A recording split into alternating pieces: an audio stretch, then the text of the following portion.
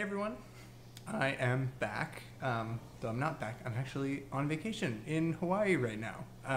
As you can tell by the different background and the fact that my face is sunburned, I've been here for exactly one single day. I am now burnt. But I brought some pens with me that I wanted to kind of overview as both pens and as like travel pens, because I think they're cool on their own merits and also for traveling with. And that pen, which I recently picked up my third one of, is the Lamy Dialog 3. So this is going to be kind of an interesting review because I'm not in my usual home setup, so some of the shots will probably be a little bit different. I have a kind of cool thing planned for the writing sample, but yeah, stay tuned. And let's take a closer look at the Dialog 3. All right, let's take a closer look at this pen. So this is one of Lamy's premium collection. It's a pretty high-end pen. These guys run about $3.99 MSRP US. Though I don't work at the Lamy store anymore, I did purchase this when I did, as well as the other two that I have that I'll be going over in a second. But these are $3.99 US. I got them for around $130 at my employee discount, which is dope, and I'll miss it. But the main feature of this pen is that it is kind of the Lamy competitor to the Pilot Vanishing Point. So it is indeed a capless pen. The body itself is made out of stainless steel, and you can get it in either a shiny lacquer. There's also a black shiny lacquer. There's a matte lacquer over the same stainless steel with a sand-blasted clip. And then there's the palladium, which is kind of like an anodized finish coated over the stainless steel. So the piano white one is the one I'm looking at right now. It's got this pretty heavy, pretty long body, but I find it pretty comfortable because all the mechanisms are at the front end, so it kind of points your hand forward. It's got this hinged clip that's pretty cool because well, I'll show you now. So the pen twists open to ready it for writing. So I'll show you that. So you twist the back half of the body like this. And then the nib comes out.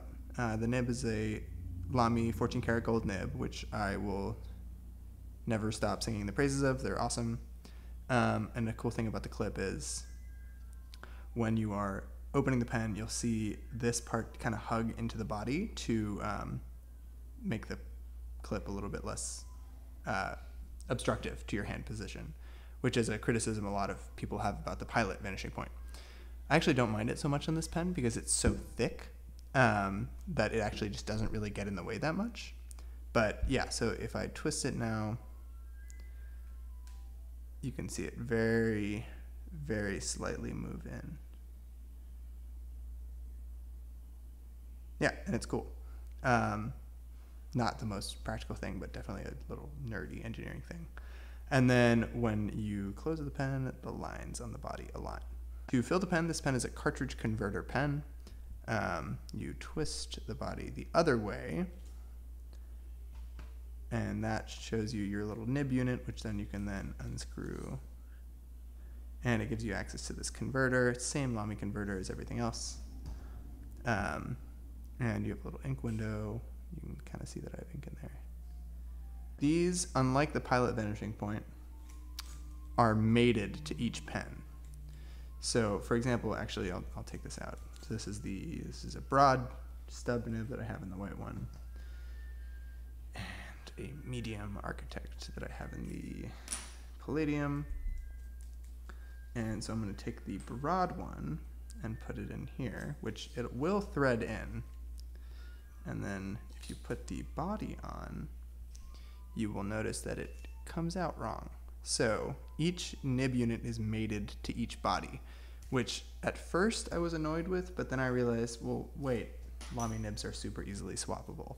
So not really a downside, just kind of a weird thing.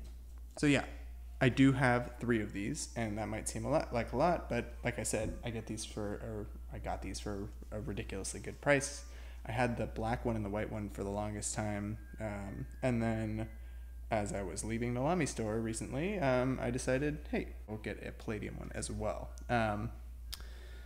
In terms of favorites, I think the white one's my favorite because it's the comfiest to hold. The the shiny lacquer actually grips your hand really well, and then the matte one's a little bit slipperier, but I think it's really sharp looking.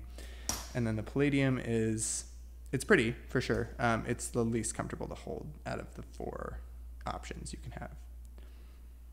And something you'll notice on some of these is when you're trying to close the pen, it will overextend itself and not fully click closed because there's this door here.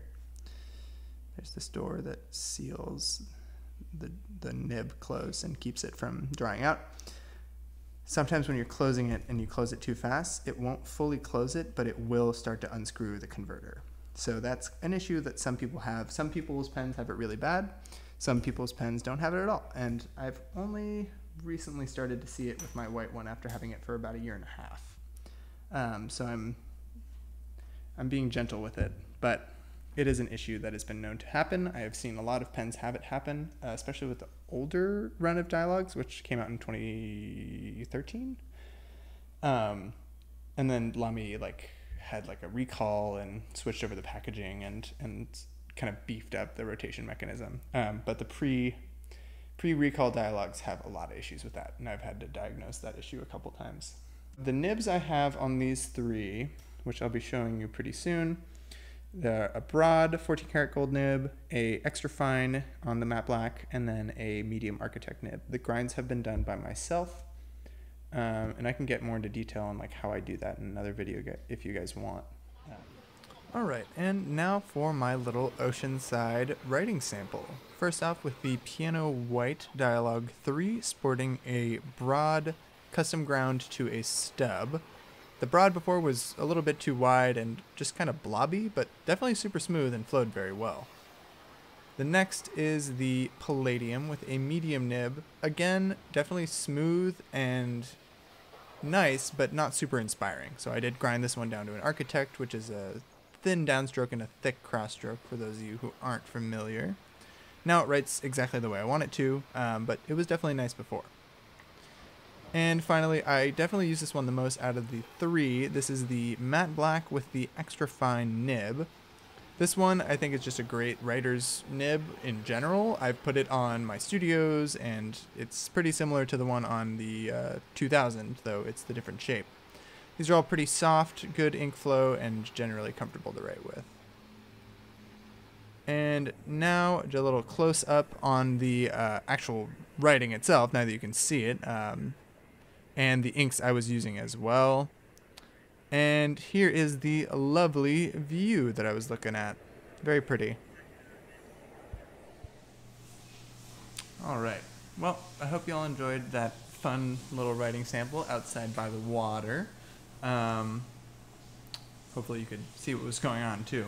Overall, in terms of my opinion on these pens, clearly I like them a lot because I have 3 of them, but I just think they're spectacular little pieces of design and engineering. I love how well they seal. I recently flew with them, to get to Hawaii, and I had no issues at all with them sealing. They're easy to clean, they're easy to fill, they write really well. And I think those are all things that should be true for a pen that retails for $400. That's by no means a cheap pen. But for the price, I feel like you're getting a lot. You're getting a really cool mechanism that clearly took some time and effort to put together. You're getting a gold nib that writes spectacularly well. You're getting a good warranty, and the quality control on these is really good. I haven't seen very many issues. I won't say no issues with them in store, but they are pretty hardy pens, and I recommend them. I do genuinely recommend them. I've sold a lot of them to my friends, albeit probably not at full price, but I have sold a lot of these, and I've been hearing great things about them since. So yeah, that kind of is my story. I recommend it. Obviously, like with all pens, I think you should try it out in hand because it pretty much has a pretty immediate pass-fail based on just like, do you like to hold it this way? And some people have small hands and just can't be down. And some people who have big hands don't even like it, just because they, you know, if you hold your fingers like this, you're gonna be fine. If you hold it with 4, it's gonna be a little weird. There are just a lot of ways you can hold this pen wrong, which, you know, it's gonna happen with this kind of mechanism. I could have seen this as a clipless pen almost, but I do like to clip it to stuff, even if the clip is not the best in the world. My white one has gotten a little bit of clip wobble over time, which is, I think, understandable just because it moves like it's meant to move, up and down with the whole mechanism and everything. But I've seen customers come in with similar issues with it and be annoyed by it. So if you think that's gonna bug you, then definitely look into it before you bite the bullet and go for one of these. But yeah, I prefer these to the Pilot Vanishing Point, and I feel like that's might be an unpopular opinion considering how many people like the Pilot Vanishing Point. And I stand by it. I think the nibs write better, and to me that's what matters in a pen, is that the nib writes the way that you want it to. Crazy, right? Who would have ever guessed? Of course, you know, they're cheaper and you can get cheaper versions, but the availability of nibs on the Dialogs is really nice, and generally I think they're more fun, even though they come in less colors. But there's going to be the Urushi Dialog set coming out early 2020, I think. We heard late 2019 in the store, and we heard nothing, and then now we're probably thinking like 2020 at some point. But Urushi Dialog set, all four pens in Urushi lacquer. Like, street price I heard is going to be around 20,000. So if you have the cash, go for it, or don't, because you could send these to an Urushi artist and get it done for like 300. Anyway, I hope you enjoyed today's video, which is the last video that I'll be recording in 2019. 2019's been a really good year. I hope it's been a good year for all of you. I'm excited for 2020. It'll be different, not working for Lamy anymore, but I still have a couple pens left to review, and I have some fun ideas for like maybe a top 5 Lamy pens, what pens I use for drawing, which does come up as a question a good amount. So yeah, look forward to that. Please comment if you have any suggestions or just ideas for my 2020 and reviews. Thanks so much. Bye.